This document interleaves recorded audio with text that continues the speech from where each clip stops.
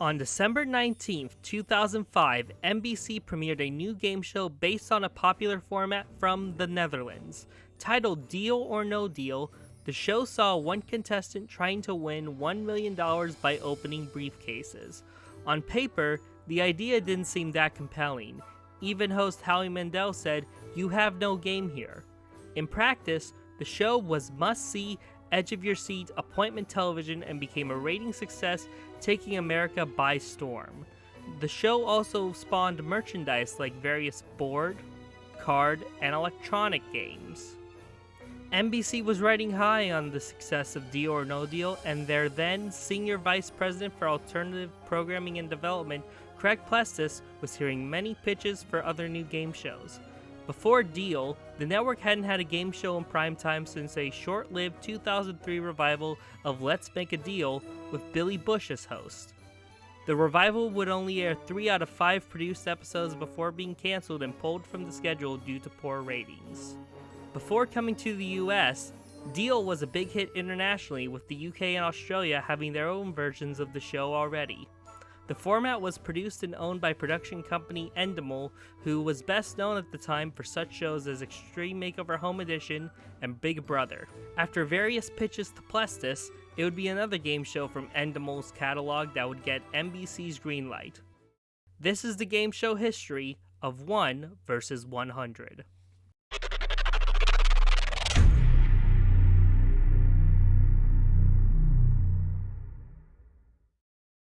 1 vs. 100 was announced by NBC on April 26, 2006. As stated in the press release, in 1 vs. 100, one player must outlast a mob of 100 people in a tense battle of brains and greed for a chance to win a multi-million-dollar cash prize.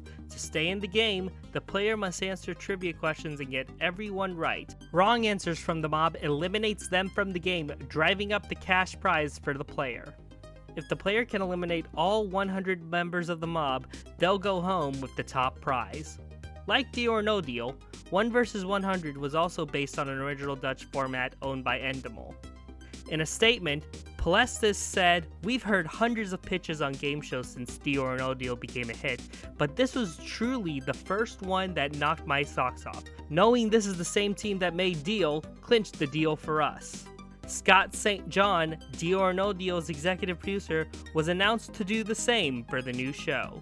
On August 8, 2006, the network announced that actor and comedian Bob Saget had been chosen to host 1 vs. 100. In the announcement, St. John said, "Mr. Saget is a one-man army of entertainment. He's smart, witty, and charming. He's one of those unique talents whose appeal stretches across the entire audience, and his broad background in acting, stand-up comedy, and hosting equip him with all the ammo he'll need to do an amazing job." The show would tape 5 episodes from August 9th to the 11th, 2006 at Manhattan Beach Studios in Los Angeles. It has since been revealed that actress Jane Lynch, who would later go on to host both Hollywood Game Night and a revival of The Weakest Link on NBC, hosted a pilot for the show. Friday the 13th. You ever have the feeling that everybody's out to get you? Meet 100 people who want to take you down. It is you against them. What?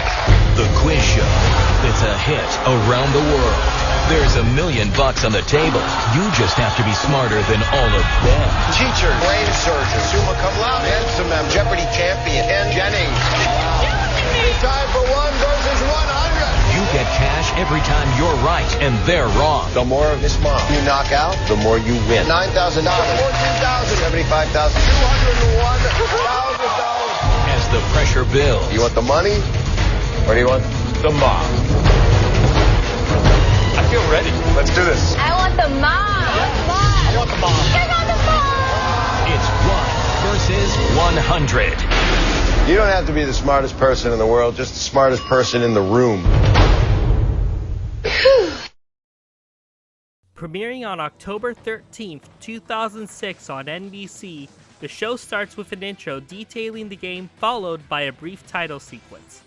Starting with the second episode, the intro would be used to catch viewers up on what happened in the previous episode, as many games were straddled across typically 2 episodes. The voiceover for the intro would be done by Joe Cipriano, who did the same for the majority of Deal or No Deal's run. Then host Bob Saget would walk out and explain the show's premise before introducing the one, aka the contestant. After briefly chatting about the contestant's life, Saget then explains the rules of the game and who the contestant will be up against. In the show, the titular group of 100 people is collectively known as the Mob. In each episode, the Mob is partially made up of various groups of people and individuals. We have 9 teachers in the mob today. 3 deal or no deal models here. We have 9 waitresses. We have 7 surfers. 7 valedictorians. Occasionally, the Mob featured famous faces and people of note, such as game show hosts Bob Eubanks and Wink Martindale, future Suits actress and then Deal or No Deal model Meghan Markle. Even popular Sesame Street character Oscar the Grouch appeared in the Mob. Jeopardy champion Ken Jennings also appeared in several episodes over the course of the show's run on NBC.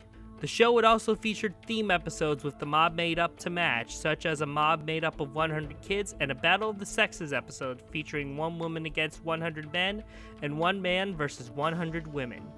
Each member of the Mob had a number that they would be identified as and was displayed in front of each member. After the Mob is introduced, the game begins and the first question is asked, which appears on a large screen to the left of Saget and the contestant. Both the contestant and the Mob are asked the same question. After the question and the 3 possible answers are read, each member of the Mob then locks in their answer. The contestant then gives their answer and must also lock it in. If the contestant is correct, they will receive money for every Mob member they knock out. If they are incorrect on any question during the game, they leave with nothing and the remaining members of the Mob split the contestants' winnings. In the first season's first 2 episodes, the money ranges from $100 to $10,000. In the next 3 episodes, the money still retains the range, but the amounts slightly vary. From the 6th episode until the end of the first season, the range is from $1,000 to $10,000. If at any point the one eliminates all 100 Mob members, their winnings jump to $1 million. Although for the first game of the 3rd episode, the top prize was increased to $3 million. In the show's first 5 episodes, after every correct answer, the contestants are given a choice. Do they want to continue playing the game or leave with the money they have earned? Which is posed by Saget with the show's de facto catchphrase, Would you like the money or the mob? You want the money or the mob? Would you like the money or would you like the mob? After the 6th episode, the contestant only gets to be asked this question after the 3rd question and then the 5th question onwards. When the contestant chooses the Mob, the game proceeds with Saget announcing, It is 1 versus 92. 1 versus 70. It's 1 versus 63. It's 1 versus 42. The contestant also gets helps to use throughout the game. In the first 5 episodes, there are 2 unnamed helps that can only be used in order when the contestant needs them. The first time they choose to use a help, the contestant chooses 1 out of the 3 possible answers to the question they would like to know more information about. They will get to see how many members of the Mob chose that answer and will be allowed to select one of the Mob members to explain why they chose that answer. The second time they use a help is also the last time they can use a help. In this help, 2 of the Mob members are selected randomly, with one having the correct answer and the other having the incorrect answer. The contestant can speak to both of them to help them figure out what the right answer is. It should be noted that an on-screen graphic states a Mob member must be honest about their choice, but may be deceptive about why they chose it. Beginning with the 6th episode, the 2 helps are given names. Poll the Mob for the first help and Ask the Mob for the second. Additionally, a new 3rd help was added titled Trust the Mob, where the contestant is automatically locked into the most popular answer chosen by the Mob. If there is a tie between at least 2 out of the 3 possible answers, then 2 random members are selected from the Mob, similar to Ask the Mob. The game ends when either the contestant takes the money they've won so far or gets a question wrong and loses it all, in which the remaining Mob members split the contestants' earnings. While the show was a ratings hit for NBC, critics were less than enthused, with many saying that the show's questions were easier than other quiz shows. However, on May 14, 2007, it was announced by NBC that 1 vs. 100 would be renewed for an 8-episode second season due to premiere during the fall later that year. Although, the show was later pushed back to January due to the ongoing writer's strike happening at the time. When the show returned, it saw some major changes, including a new set and payout structure, slightly affecting how the game was played from the first season. In the show's second season on NBC, the basic premise of the game remained the same. One contestant plays against 100 people answering trivia questions, trying to knock out every member of the mob to win $1 million. However, instead of earning an increasing amount of money for every mob member eliminated, the contestant will only get money for every 10 mob members they eliminate. Like the later episodes of Season 1, the contestant still has 3 helps and only gets to choose to leave the game after the 3rd and then 5th question onward. On October 7th, 2010, GSN announced that 1 vs. 100 would be returning with a new host, Dancing with the Stars judge Carrie Ann Inaba. The new version would premiere a month later on November 15th and air every weeknight, Monday through Friday at 7 p.m. Eastern. The GSN version would feature a similar gameplay and payout structure as the NBC version's second season, albeit with major changes. The mob would be virtual and all members would be pre-recorded, with many members appearing in multiple episodes. There would also be only 2 helps, Pull the Mob and Trust the Mob, which would sometimes be sponsored by the insurance company Progressive and known as the Progressive Helps. Also changed was the show's money ladder amounts, which would, like the beginning of the NBC version's first season, unusually change over the course of the show's 40 half-hour episodes. Over the course of the GSN version, there were 3 different money ladders. The gameplay, where the contestant will only get money for every 10 mob members they eliminate, would remain and carry over from NBC to GSN. In 35 of the show's 40 episodes, the top prize is $50,000. However, in the other 5 episodes, the top prize was raised to $100,000. In the show's history, only one person won the top prize on either the NBC or GSN version. The Season 2 premiere on NBC saw 21-year-old Jason Luno win the $1 million in the Battle of the Sexes episode. During its time on NBC, 1 vs. 100 was a popular show, but not as much as their sister show, Deal or No Deal. The show did prove itself enough to spawn various merch, including various board, card, and electronic games. In 2018, it was announced that Deal or No Deal would return to American television screens on CNBC after the syndicated version of the show ended in 2010.